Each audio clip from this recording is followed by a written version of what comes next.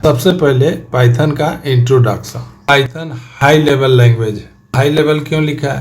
जब हम लोग कंप्यूटर से इंटरेक्ट करेंगे हम लोग इंस्ट्रक्शन इंग्लिश में लिखते हैं। बताइए, इंग्लिश ह्यूमन का लैंग्वेज है कि मशीन का लैंग्वेज?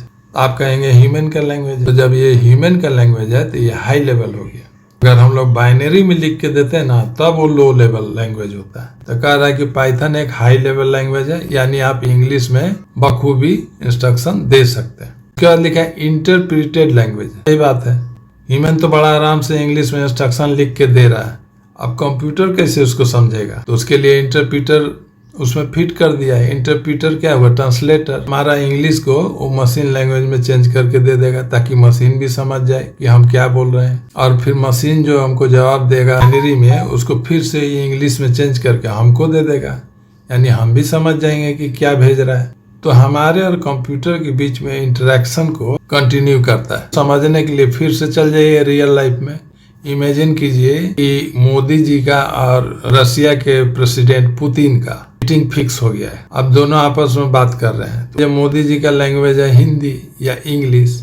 पुतिन जो है इंग्लिश नहीं समझते हैं, वो खाली रशियन लैंग्वेज जानते हैं।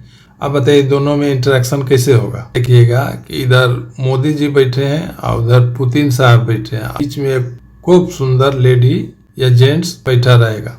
क्या काम करता है? मोदी जी का स्टेटमेंट लिया, उसको रशियन में चेंज किया और पुतिन को सप्लाई कर दिया। पुतिन समझ गए मोदी जी क्या कह रहे हैं। जो पुतिन का जवाब होगा रशियन में तो लेडीज फिर से हिंदी में ट्रांसलेट करके मोदी जी को दे देगी। लेडीज बैठी है, वही कम्युनिकेशन को पॉसिबल बना रही है।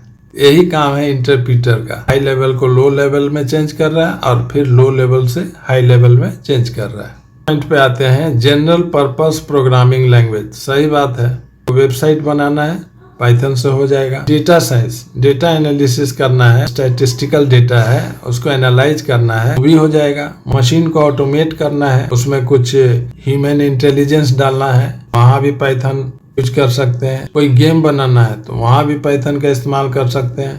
तो हो गया ना जनरल पर्पस। अब देखिए इसको बनाया कौन? देखिए 1991 में गाइडो वैन रोसम साहब ने इनको बनाया। अभी रोसम साहब कौन थे? सिंपल एक स्टूडेंट थे। नाम इनका हुआ था नीदरलैंड में, वही जिसका पुराना नाम हॉलैंड था, और कंप्यूटर साइंस से मास्टर डिग्री कर रहे थे।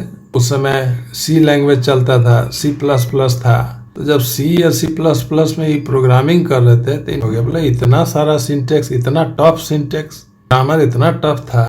इस सब से परेशान होके देखिए इनका क्रिएटिव माइंड ये सोचे क्यों ना ऐसा लैंग्वेज बनाया जाए जो लिखने में आसान हो, बिल्कुल यूजर फ्रेंडली हो, पावरफुल भी हो, हर फील्ड में इस्तेमाल हो। उनका विजन यही था कि इजी टू अंडरस्टैंड हो और पावरफुल टू यूज हो। जाके इंटरप्रीटर बनाना चालू कर दिए और 91 में पाइथन नाम से वो इंटरप्रीटर ले आए। हाँ, ये पाइथन का नाम वो सांप से नहीं लिए। जैसे हमारे यहाँ कॉमेडी शो चलता है ना, Kapil Sharma comedy show TV पे, उस समय इंग्लैंड में चलता था मोंटी पाइथन्स का कॉमेडी शो। तो मोंटी पाइथन से ही पाइथन का नाम इन्होंने लिया। तो कंफ्यूजन दूर हो गया होगा। फिलहाल इतना ही कॉन्सेप्ट ग्रास्प कीजिए।